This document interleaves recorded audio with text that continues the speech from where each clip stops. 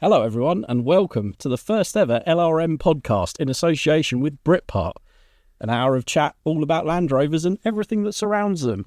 I'm Martin Dominy. And I'm Steve Miller.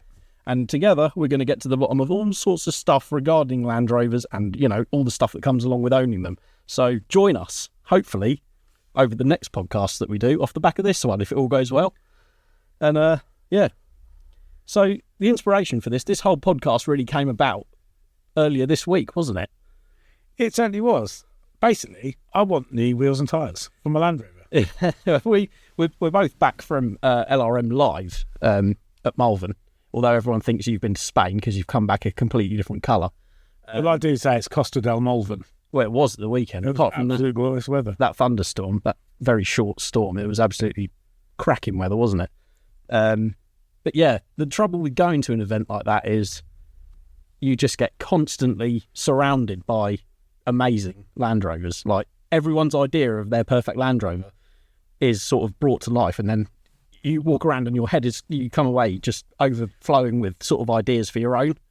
Definitely. I mean, for us, going to a Land Rover show and working the event actually costs us money because we end up wanting more and more for our own cars. Yeah. So this is indicative of our audience. You know, the guys listening to this podcast, the guys coming to the shows. Absolutely. Although obviously we do this for a living, it never leaves you. You always find it. I was the same, going back years and years ago, back to things like Land Rover Fest and all those the billings of old. You'd always either be spending money at the show or you'd come away and you'd be like, I need that immediately.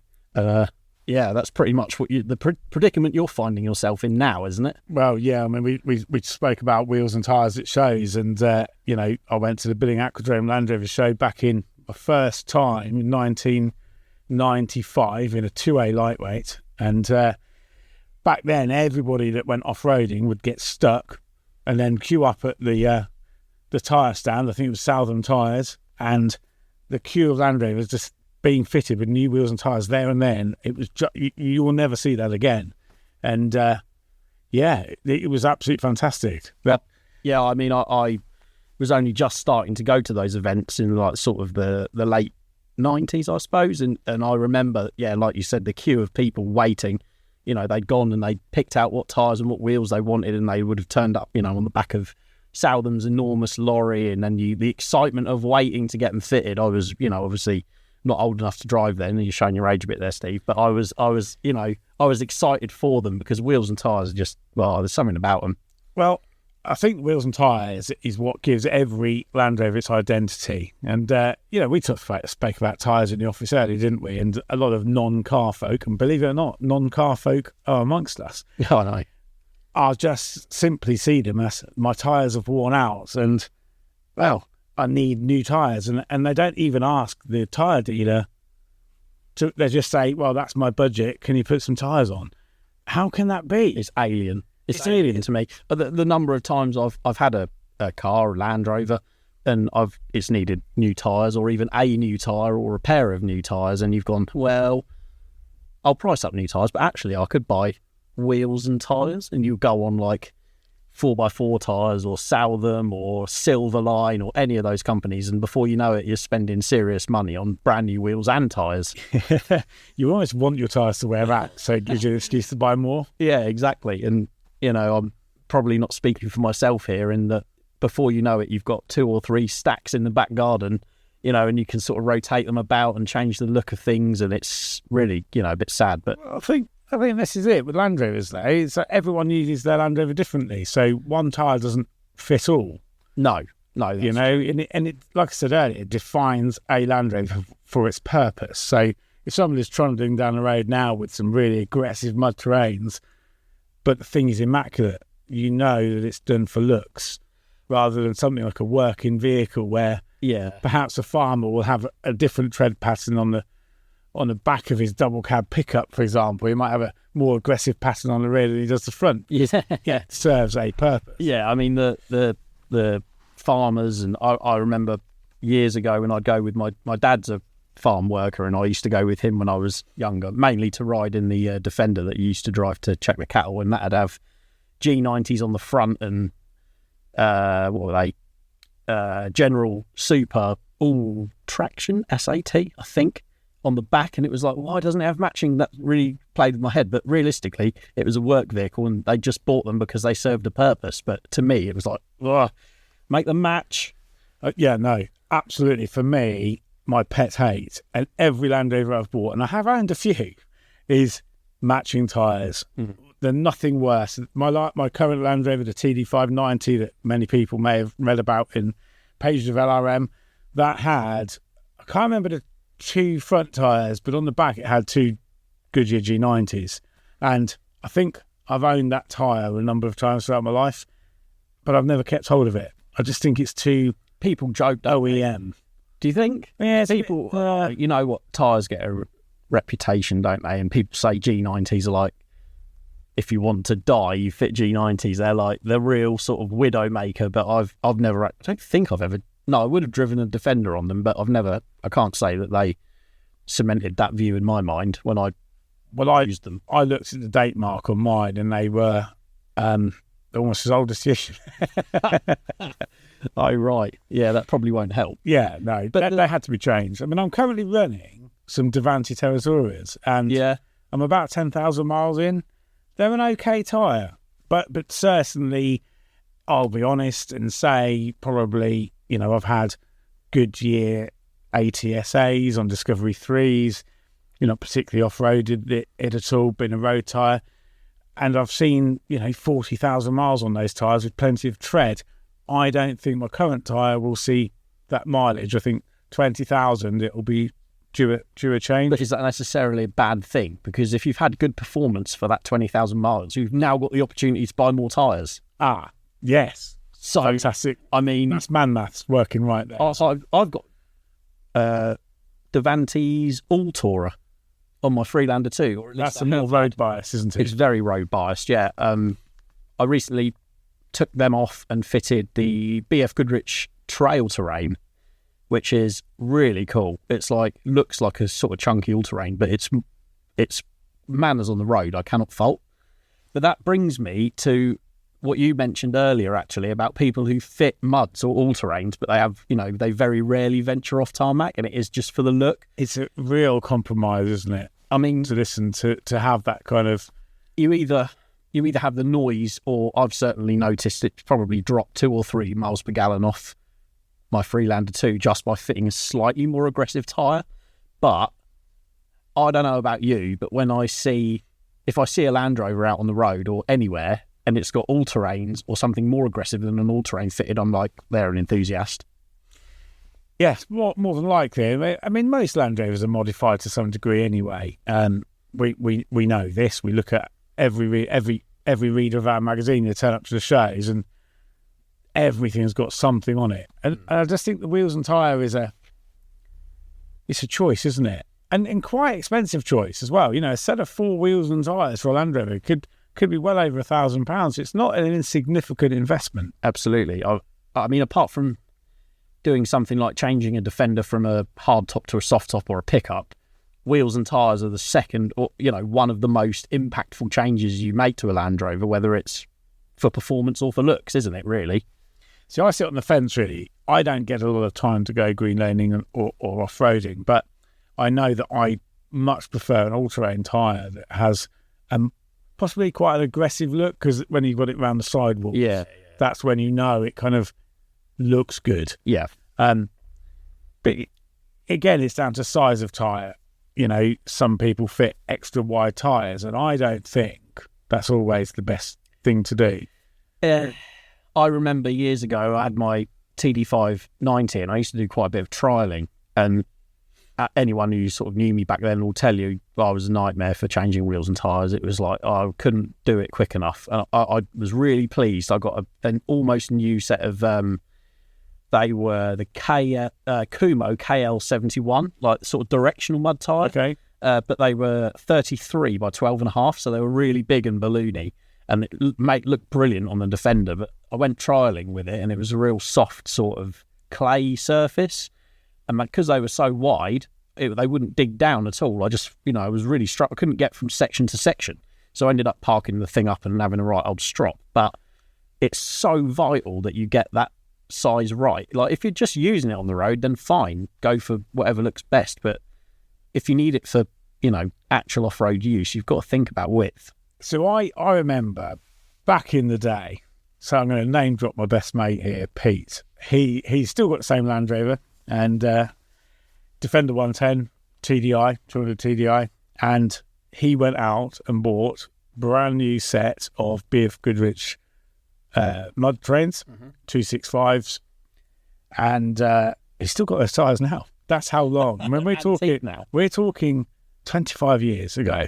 Wow, a long time. That is a long time. Probably, 25 years ago. I'm going to stick with 25 years. Still got those tyres now. They're obviously 3/4 worn, and doesn't use the car daily, obviously. And he got stuck, and I had to tow him out. And he won't mind me admitting. He probably does mind me admitting. But I had an ex-military 90 at the time, and it was fitted with, I believe, my all-time favourite tyre, which is a Michelin XCL. Remember that? I do remember the XCL. When I had a previous 110, I was sort of dead set that I wanted a set of them for some reason because they just looked cool and they were like... Well, Camel Trophy. They're good enough for the military, and the Camel Trophy, they're good enough for me. They don't make mistakes, surely. Those. Well, I drove right up north to go and get them and brought them back and fitted them and thought, maybe they're not for me. Drove up the road and, they had that characteristic... you've got them on. Everyone within a 3-mile radius knows you've got them on. They're loud. That's one of my favourite noises. Yeah, but and a V8. Get a V8 engine and the whine of that tyre. About 45 miles an hour, that noise. But you can't ignore the fact they stopped making them decades ago. So they were rock hard, and I thought, I'm not going to keep these. And actually, a guy who was restoring a Camel Trophy 110 bought them off me, which was just going to go to shows and look cool. And they are the right tyre for that application because that's what they fitted new. And of course, the Army now use the Michelin XZLs, which incidentally are on my new Penman camping trailer. Oldest hills, those tyres on there. They've got loads of tread, but they're old. There's nothing wrong with them. The thing you find, and especially the older BF Goodrich all-terrains, mud terrains not so much because they're a bit more chunky, but the all-terrains, the first generation KO1, I suppose they'd be called, and things like the XZL, very rarely do they wear the tread out completely. You always have to change them because they're cracked and perished before the tread runs out. Yeah. Because, people who go, 20 to 30,000 miles, that's great. But if they're 15 years old, they're not going to, do the job. It's a bit like those G90s that came on that TD5. They were, say, 20 years old. I can't remember the exact age of them, but they were cracking on and slight cracking and perishing and loads of tread. They're just, for me, a boring-looking tyre. I don't know. The trouble is now we're spoiled for choice. The number of tyre tread patterns out there. You've got no longer have you got road tyres, all terrains, mud terrains, extreme. You've got mild all terrains, traditional all terrain, aggressive all terrains. Mud terrains. You've got really crazy stuff like that make a set of Cymexes from back in the day look like street tyres. You really do pay your money and take your choice, but. For my series Land Rover, funny story. This is another man maths for you, Steve. It's got a V8. It's only a 3.5 low compression V8, so it's not an absolute monster of an engine, but it would let you cruise at a higher speed, obviously, than a 4-cylinder petrol or diesel. And I found that it was revving high on main roads, so I thought, well, I've got a little bit of extra power. I'll get an overdrive. Have you seen the price of used overdrives now? I haven't, but I can imagine every man and their dog is after one. For a unknown condition, Fairy overdrive, you're talking 600 quid minimum. Okay. Oh, I thought it had been more. Really? Yeah. I was thinking you were going to say £1,000. These are old stuff, and they wear out. And I was like, do I want to risk that amount of money on something that may be no good? I know I'll fit taller tyres. So I did. And while it has sorted out the cruising speed, obviously you pay for that in other areas. The acceleration. So overdrive is great because it's like selectable. So you get up to X amount, X mile an hour in fourth. So on an A road or something like that. You click overdrive in and it quietens down, whereas tyres, not only have I gone for mud terrains, so they're noisier anyway, but you can never switch them off. So on and off road, I've got, the gearing is sort of not messed up, but you notice it. Yeah. So if you were towing, for example, it would have a detrimental effect because you need that acceleration. So it's never a thing, is it, with Land Rovers? And that's what makes them interesting. No one size fits all. No, exactly. And actually, if people ask me, I need to change my tyres, I want to get bigger ones, what should I do? I kind of recommend they just stick with the original size because, Land Rover didn't just chuck them on for no reason. They would have developed the Land Rover and the tyre to be that size for that application. I tend to agree. Some of the nicest Land Rovers I've ever driven, when all said and done, they are totally standard. Yeah. And, not all of our people in the magazine will agree. You can upgrade things and you can improve things, but sometimes you can go too far. And you change what that vehicle was.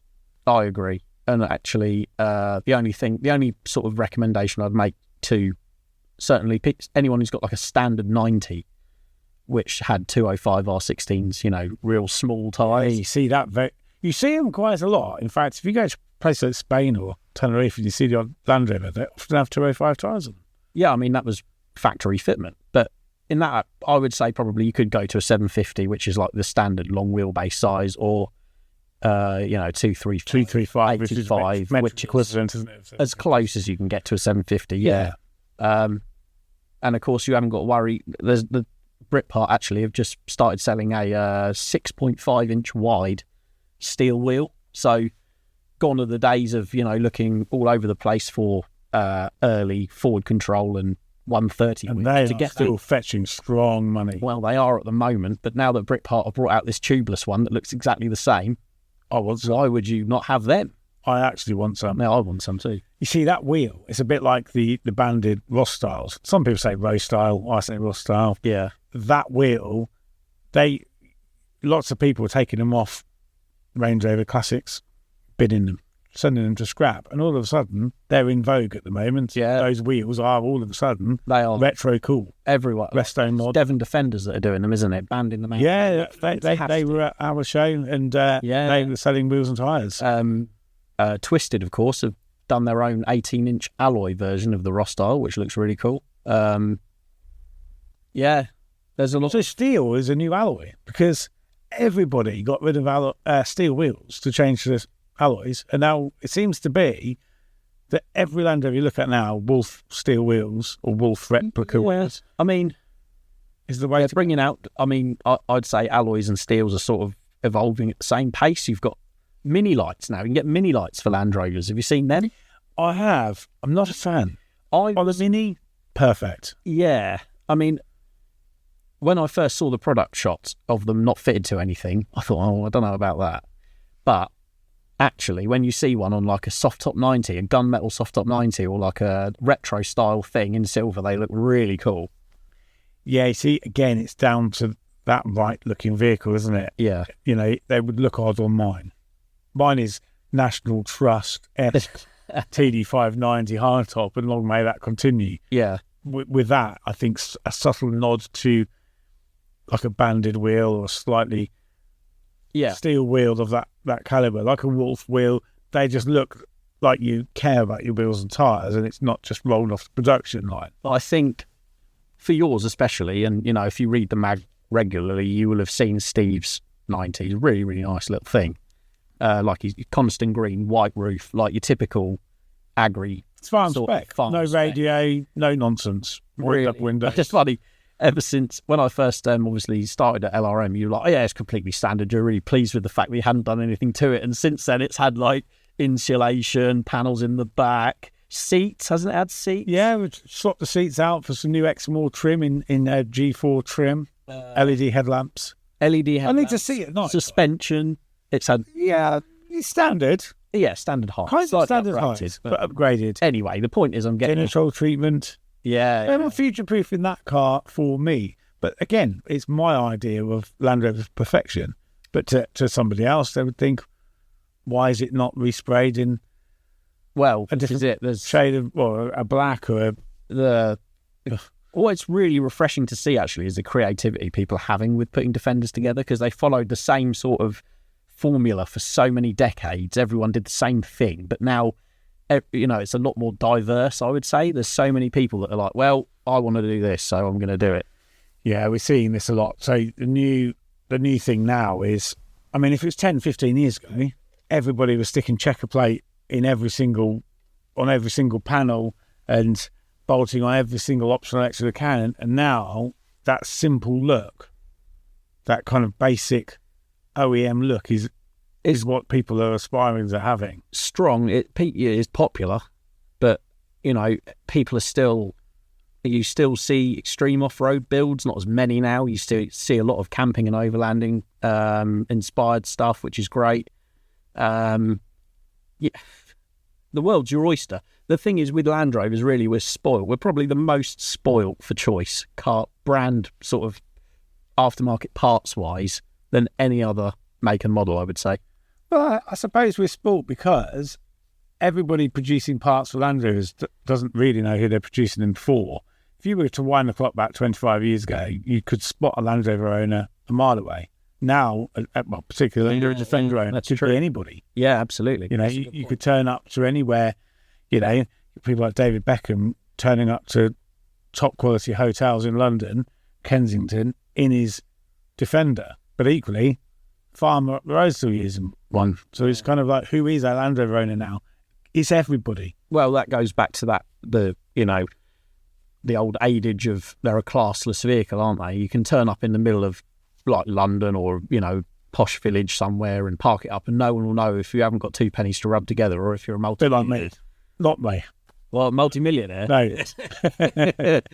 But we spend all our money on Land Rovers. Of course we've got them. Well, no, exactly. But yeah, getting back to it, we were looking at your window, weren't we, at your 90 the other day, and you were umming and ahhing about wheels and tyres. So it needs, yeah, because the white steel wheels, they've got bits of rust coming through, and they seem to rust for breakfast, those things. And it's time to kind of, I don't know, I kind of feel like it needs something. Well, you won't get any, you know, I won't be telling you to not do it, because my wife might.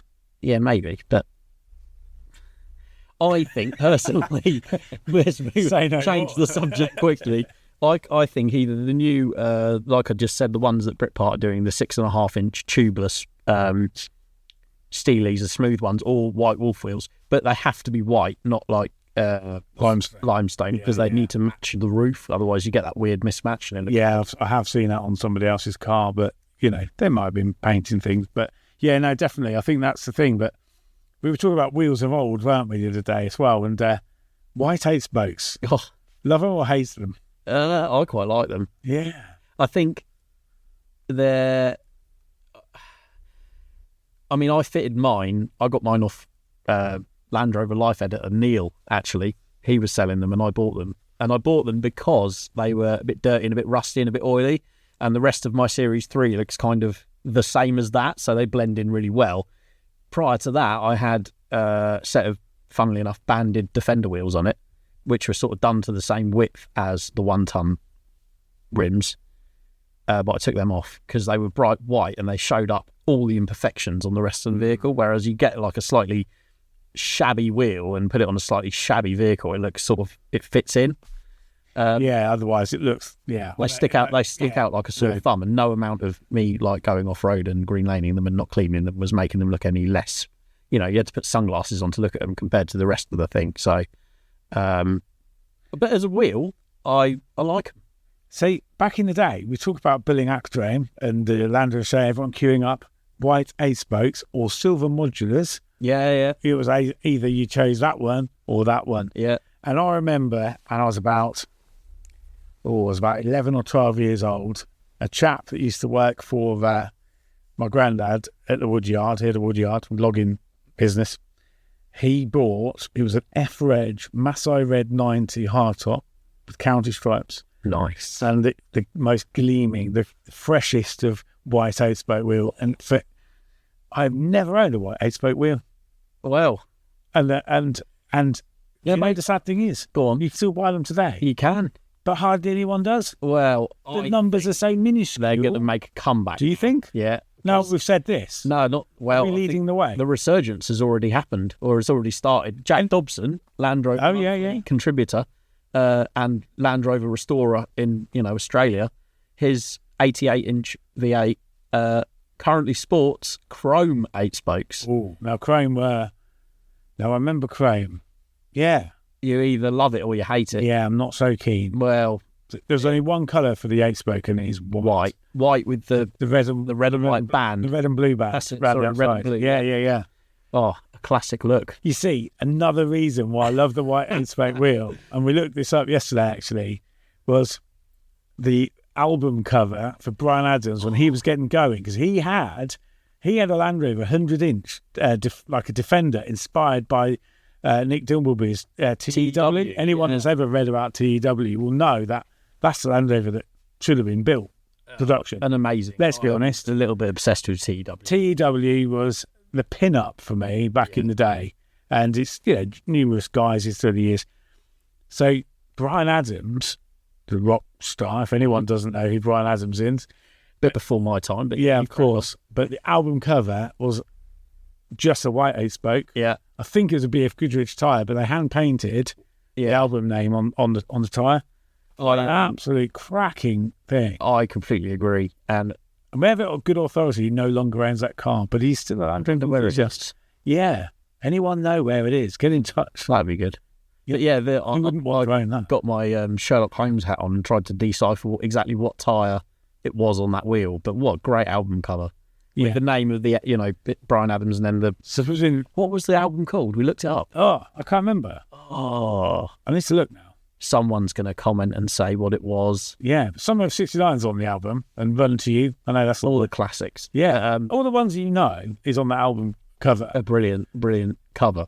But as a weird time, I mean, that's a big, bold statement. You could put anything on that cover for an album. Yeah. He was all about, Yeah. He was involved in off-road motorsport, I believe, as well. But I didn't know that. Apparently. I think it was him. I don't know. Like I say, I'm far too young to remember these things. But, old school tyres as well. Do you remember, looking through magazines of old and they had, double-page Craddock's wheel and tyre packages? Oh.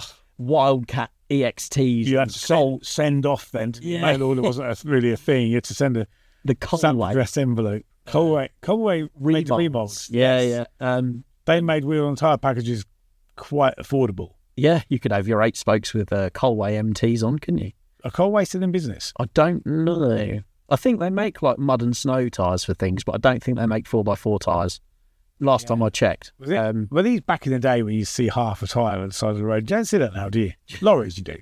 Yeah, some of the remolds are of questionable quality. I think now they're so stringently regulated that it really isn't an issue, but you would buy remolds for off-roading back 15, 20 years ago because, if you had...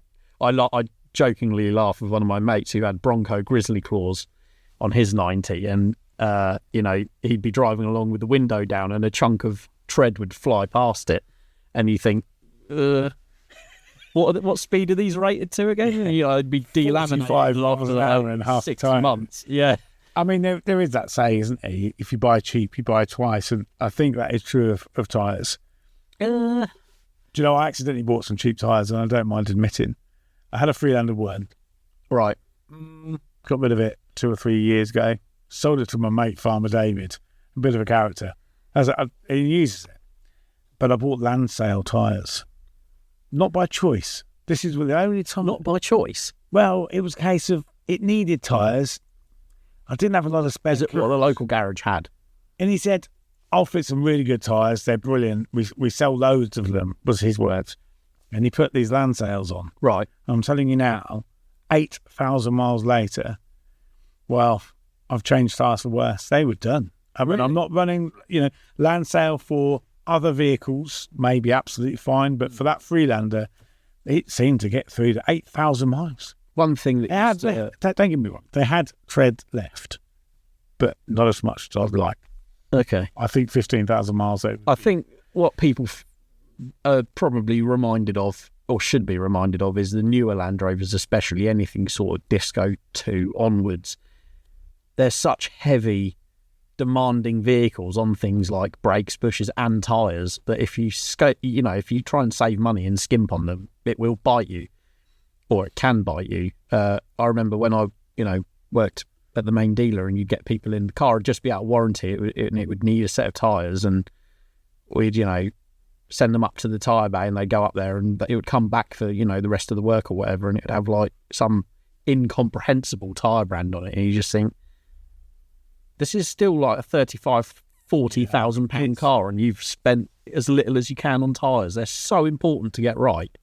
So whenever I've purchased cars that are non-Land Rovers, because we don't always run Land Rovers all of the time. I know, believe it, can you? Speak for yourself. I know, but sometimes I get a bit sidetracked by other cars. Yeah, I have turned down cars purely based on this tyre choice. It's one of the best things you can do when you go to look to buy any vehicle is see if the tyres match axle to axle. Obviously, if they're the same, they need to be the same size. But if someone's had a puncture and put one tyre on, it kind of makes you wonder, well, if that other tyre was half worn, they're really, being tight about this. They should have fitted a pair. You look at the brand of tyre that's been fitted. There's a lot. Tyres tell a lot about how a car's been looked after, I find. Or the interest that that person's taken in it, or if they're actually interested in cars at all. Yeah. That's the thing. I mean, cars these days, apart from Land Rovers, seem to be throwaway items, purchased on PCP and just discarded like a phone contract. And for me, it doesn't sit well. I just think you invest in that vehicle and you spend on things like tyres and servicing and all of that good stuff. I know I hate to coin this phrase because it's used so much, but tyres are the only thing keeping between your vehicle and the road, or the green lane, or mud or snow or whatever you're driving on. But you could have every single singing and dancing mod done to your car, and it could be the best thing ever. But if it's on like useless, cheap, rubbish tyres, then you might as well forget it. Definitely. Do you know what I reckon is the best tyre ever made for Land Rovers? Go on. Firestone sat. That's a sweeping statement, Steve. I mean, Firestone sat, man. Terrifying. Tell me where they don't go. The road. And they go up roundabouts and into ditches. I had the Fedema Maxima. I really wanted Sats on my 109 when I first got it. The Fedema Maxima is a replica of the Firestone Sat. It's sort of a modern take on the Firestone Sat. So it's radial. You can get them in... You used to be able to get them in 650, but I don't know if they've been discontinued. And you could get them in 750, which is what I got. And they're a little bit narrower than your original Sat, but they're, a decent enough thing. But you can't get past the fact that each sidewall lug is a chunk of rubber that's they're absolutely, they weigh a ton. They make loads of noise. They kill your fuel consumption, but they do look cool. I remember reading, I know this may not be true, but that was kind of a benchmark tyre back in the day for trialling. So they would say, basically, fit any tyre you like, no more aggressive than a Firestone Sat. Yes. Yeah. So that was always like the limit. It was the limit to the tyre you could have on a private pay and play. Yeah, you're right. It was described as, I think the wording was no open tread pattern, so you couldn't have dumper tyres or V-grip tyres. Like your staggered. I can't remember the name, but I know what you mean. A dumper tyre, like a tractor tyre, or the old Maxi Cross, like the motocross style tyre that was made for Land Rover size, was basically a knobbly tyre. It had to have some sort of continuous tread in the centre, which a Sat did, but it also had enormous gaps, didn't it, between the sidewall lugs. Perfect gaps. They were huge. Yeah. But then I suppose from that's where like your Cymex Extreme Trekker and your Jungle Trekker, which was like a bar grip, they were like what you used for trialling and winch challenge events and things like that back in the early 2000s. And now, of course, you've got all sorts to choose from. But I've digressed. But obviously, like your traditional Land Rover based winch challenge motor off-roader is now a tube frame buggy, and there's very few actual true Land Rover based extreme stuff about anymore, and they're all fitting sticky trepidors. Of course, yeah. What's the other ones? The CST Land Dragons, is it? The massive, these tyres are not something that you're going to get from your local quick fit. No. There's a few distributors in the UK, but they're like, you've got to be serious about. It's a competition tyre, really, at that point, I think. Yeah, and obviously we're not far away from going to the Billing Off-Road Show, are we? Where they'll be racing around, and yes, absolutely. Some of them look like Land Rovers, but really most of them are not. Most of the top end to be competitive now, I think you're really looking at. There's a couple of exceptions. Team Hybrid still race something that looks like a Series 1, which is really, really cool. It's all panelled up like a Series 1, but it's not highly developed car. But yeah, we're getting off track. Easy to get off track. We talked about that. No pun intended. Oh yeah. But I mean, again, it depends what you're doing. For the sensible advice is, doesn't matter what you're doing with your Land Rover. If you do a bit of green laning or you're in and out of muddy gateways or whatever, a good all-terrain will pretty much do what you need, which is what I think you should fit on your 90 when the time comes. But which brand? Well, everyone has their preferences, don't they? It's a bit of a minefield, really. It is. A bone of contention. Toyo have just bought one out, haven't they? New Toyo 83 looks very good. Yeah, it does look very nice. BF Goodrich KO3 is coming.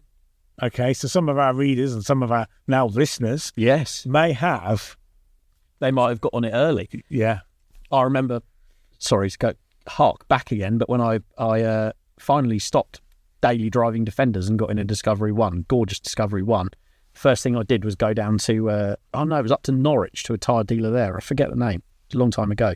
And it was when the BF Goodrich KM2 mud had just come out, and I was like, oh, wow, absolutely buzzing. I was like, oh, this is going to be great. And I got black modulars with standard size KM2s on. I was like, oh, yeah, I felt like all of your wages was gone. Oh, yeah, complete, absolutely no responsibility, but I just had to have them. And they were a great tyre. Yeah. I want to go buy some tyres now. You should buy some tyres, I think. So, reader's question of the week is the next thing we were going to talk about, but because this is our first podcast, we don't actually have one ready. So what do people need to do if they have a question? And we'll try and either answer it or make up the answer.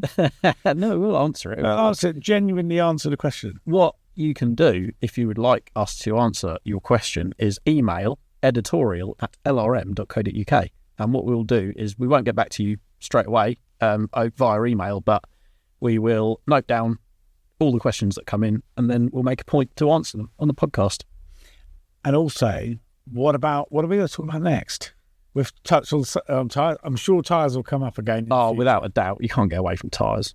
I could harp on about tyres for days. No one wants to do that. I know, we do. We ought to do some work, really. Probably. But yeah, there's. It's very difficult to. This is the thing is, when you get asked, should I, not even just tyres, other accessories, should I fit X? Should I fit X? Land Rovers are so versatile, you've got to think for yourself. You've got to do what you want to do with them. Yeah. Because people do expect us to give them the answer quite often, and we just can't, because my choice, if we were to go out now with an open checkbook and you build a Land Rover and I build one, they're two completely different cars. Absolutely. Mine would be better. Maybe that's what we should do. Maybe we should ask the boss for an open checkbook. Yeah, I'm sure they'd be fine. Yeah. Just spend the entire editorial budget for LRM. For a year. See LRM go down the pan, was overspent. Yeah, that's a good shout.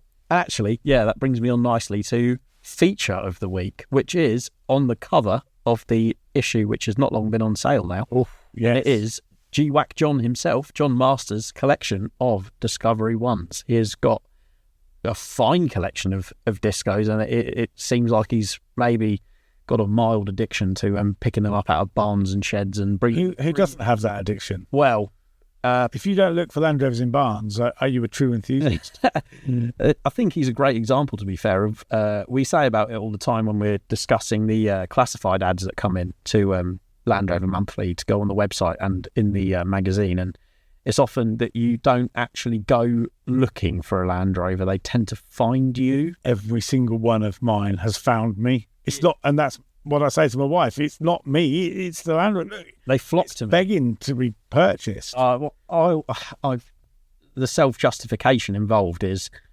my go-to excuse is always, well, if I don't buy this one now, then I'll probably never be able to get one in the future. And of course, I've said that time and time again. So it's a bit like the Defender market. We know 3-4 years ago the prices were beyond the reach of many people. COVID tax, yeah. And now we're seeing them. They're almost. I mean, it's refreshing because reach sensible levels coming back again. Yeah. I've seen a few that you would see for sale. I've seen a few on sort of marketplace and in the classifieds and even on eBay and things like that. And you're like, wow, that actually is a lot of vehicle for the money. If it's as good as it looks in the pictures, and you've got to be very careful to make sure it is, they are reasonable value again. Whereas for a long while they would, next, our next subject could be, what is the ultimate Land Rover model? Well, because what is it? Again, don't answer that question. You can't answer it because it's so subjective. No, I think I can, see. Oh, right, okay. Confident Steve. Yeah, I know. Well, don't answer it now. We'll save it for a future one. Because everyone will disagree. Well, I might. You probably will. It's not like you to agree with anything I say. Hey, that's not true. We have very, very differing views on some things. I think that's good. He's good. So when if you did go to LRM Live, on the 18th, 19th of May. I went. You did? And do you know what else went, Steve? Your camping trailer. Yes, it did. With literally an XZLs on it. Very exciting because... That's what got me thinking about the tyres, because I'm looking at the trailer, you see. Yeah, it's... Do you think you'll change them on that to match the Land No, Rover? match the Land Rover to match the trailer. Really? It's Wolf wheels, man. Oh, the wheels, yeah, but you wouldn't put XZLs on the Land Rover, surely? No, I think I need to go for something a bit more modern than that tyre. I mean, those ones were sold as the Hills as well. The trailers from 2003, and I think they're probably the original tyres. Yeah. Those trailers never did much, to be fair. No, this one's not too much. But the important thing is you got it finished and you made it there because you... Well, it's not finished. Oh, okay, not finished. It was acceptable to put a roof tent on without it falling off on the M42. Well, that's what you were aiming for, and, you've got to set the bar at a sensible level. It went there and back. I think you achieved, really, for someone who's never fabricated anything before, apart from You've been looking at the odd white lie, you've done an absolutely stunning job on it. Well, you see, I had to go at welding, and I'm a bit disappointed because I set light to my favourite jumper. I burnt through some trousers. Just, when you get the sort of the splatter sometimes when, I don't know, you're not got the tools quite close enough or whatever, and then you get that kind of... it just flies out. It was over a mate's helping, I can't remember what I was doing, I was building a sliding door or something, and I had one of my favourite jackets on, and I quickly cleaned up a weld on a bit of metal, and it shot sparks all over the front of my jacket and melted it all together. I was very upset about that. You see, we're not conforming to health and safety. Well, I wasn't on that day. No. But I had my goggles on. I just also had my best jacket on. So I always do that. I think I'll just... So I randomly pick up a paintbrush and you think, I'll just do that little bit. I won't get any on me. Oh, yeah. And guess what? That's a mistake, isn't it? Every single time. You can paint all day in your scruffs. Nothing happens. The minute you go out there in reasonable clothes, that's it. Something happens. Right off. Always the way. So you may or may not have seen Steve's trailer. You may not have seen it because it was parked in what we like to affectionately call the VIP camping area. Well, I just call it the Marshall's camping. It's definitely not. All right. Well, I've got delusions of grandeur. Then I like to call it the VIP camping area. Yeah, but you were VIP. You were the camp chef. I was the camp. No, chef. I think you were head of catering. Head of catering. Yeah, I was really pleased with that. I mean, it meant I got to barbecue 2 nights in a row, and I think you were secretly eating one burger for you, one burger for somebody. I was being very good, actually. How many burgers did you eat? It's not a question I'm willing to answer. More than 2? Over the whole weekend, yeah, it would have been more than 2. No, I'm on about the... You'd barely finished your first one before you wanted the second. I couldn't give him to you quick enough. Well, all right. So, 2 Burger Steve. I'm not called 2 Burger Steve for nothing. But no, yeah. We invented something yesterday, didn't we? What's that? 2 Cake Tuesday. 2 Cake Tuesday. Yeah. That's got to be a thing. 2 cakes on a Tuesday. We'll be rolling to Malvern next year if we stick to 2 cake Tuesday. Like an old Firestone Sat. But the trailer, you got to tell us more about the trailer, because currently it is, like you said, it's a Penman, an ex-military Penman with a very, homemade frame on the top and a roof tent. So, yes. So, for me, working at Land Rover shows and putting a roof tent, so I've got a front runner roof tent on a front runner rack, lovely setup, perfect. However, I need access to the vehicle to go and do jobs, pick things up, etc., etc. And then the roof tent thing was a bit frustrating, having it on the roof of the car, because you can't set up tight. You can't put the drop down annex on there, plug your fridge in, etc. So, I don't like caravans, and I don't mind admitting I did own a caravan for a while, Right. and it's not for me. Okay. I bought it because it was cheap, and long story, but that's gone. And so I thought, and I hate camping on the ground. I don't know about, I know you do. Well, not strictly on the ground. And the roof tent thing, anyone that's never been in a roof tent, I think anyone that is their first experience of a roof tent, is quite novelty really. But you look out over the camp fields, it's commanding position. It's lovely. To date, really, really enjoy it. I've never slept in a roof tent. Yeah, you'll be a convert if you did. I've been in a roof tent. I've never slept in one, and I reckon I would probably enjoy it. Because you don't get the dampness off the ground. Yeah. You don't get attacked by those wild animals. You've got to be careful. Especially, the UK is known for its high... No, I was bitten by 0 snakes. Wolf and lion population's out of control, isn't it? Yeah. And so what I did, decided ages ago, I wanted a Penman trailer because I love the look of it, and I've invented a reason to need it. No, you haven't. You've got a genuine reason to need it. I have now. Right. But I was thinking, if I had a Penman trailer, what would I use it for? And the answer back then was nothing, but I wanted one anyway. Okay. And then, so what happened was, then I thought, I will put, and I know we featured, last year sometime, the Nino Camelback trailer. Amazing trailer. They are... Based on a Penman? Yes. Yeah. An aluminium box, roof tent, and they are, having had a go at building one, I thought, they're quite expensive, but now they are worth every single... Well, the thing is, it's time, isn't it? Like, time and development and all that stuff. A lot of people say certain Land Rover accessories are a lot of money, and they are, but the reason for that is you're not just buying the part, you're buying the part and all the development, fabrication, mistakes made to get to that point. No, definitely. I might have a newfound respect for a lot of products, because if you try and make something yourself in your shed, it's always going to look like you've made it. So what I've done is I've essentially bought this Penman trailer, and I've put a steel frame on there, and because I can't weld aluminium, in fact I can barely weld steel. No, I think you did a good job. I had a go, but keeping a frame like that square is... of course. I have a whole newfound respect for anybody that welds for a living. What size box did you use? I can't remember. So I used 30mm box with a 2.5mm section, and had a bit of a practice at welding first with some offcuts, and basically I drew out a plan as to how I thought it should look. But once I got going and I started welding extra bits in and extra strength here and extra strength there, just to kind of make sure that it was going to take my weight, my wife's weight, and the weight of a roof tent. Yeah, I mean, you've added in a fair bit of... you've got uprights and diagonals and all sorts, so I can't imagine... Because on the face of it, it doesn't sound like 2.5mm wall thickness doesn't sound that much, does it? No, but I looked at some people on the forums use 1mm, and I thought that's just too thin. 1mm? 1.5mm, and somebody else did 3mm. So I thought, I'm going to sort of compromise here and say 2.5mm. It's definitely strong enough. Yeah, I mean, you've used it already, but how did you actually get the tent on? Because it's not a factory, it's not like a Land Rover where everything's available off the shelf.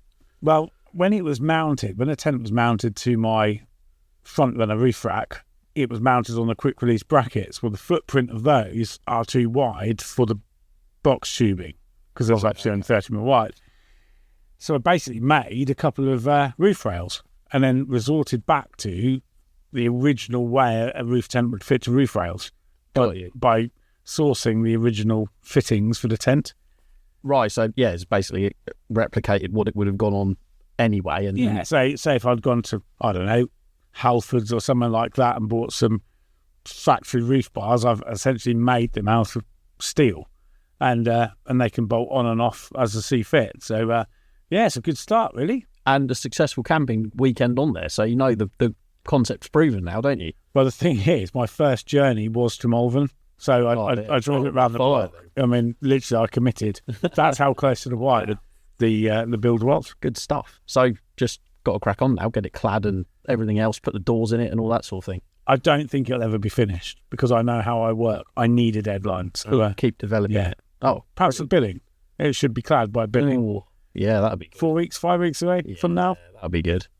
Come and see it at Billing if you're there. Come and have a look and ask Steve about it. I'm sure he'd like to show you around his new living quarters. And I'll show you my first welds versus my final welds. You improve all the time, don't you? That's the thing with welding. Everyone says it. It's such a cliche, but really practice does make perfect, doesn't it? It's certainly strong enough. And I don't consider myself a welder, far from it, but I can get away with it. Sure. Yeah, it's... I could weld an outrigger on a Land Rover. I'm confident I could do that now. Yeah. Oh, cool. Yeah. Not a cross member, but an outrigger. Start. Nothing you need to, put a tow hitch on maybe. But, cool. Well, I think we'll wind it up, shall we? Thanks ever so much for listening to our first ever podcast, and I hope you'll join us on the next one. Don't forget to get stuck in with reader's question, or listener's question, as the case may be. Drop an email to editorial@lrm.co.uk, and we'll endeavour to answer those in the incoming podcasts. Like and comment, follow us on Instagram, Facebook, all that stuff. We're trying to be more consistent with our YouTube channel as well, so please subscribe to that and keep an eye on that channel for Land Rover content as well, and we'll catch you on the next one. Thanks very much for listening. Goodbye. Bye from me as well.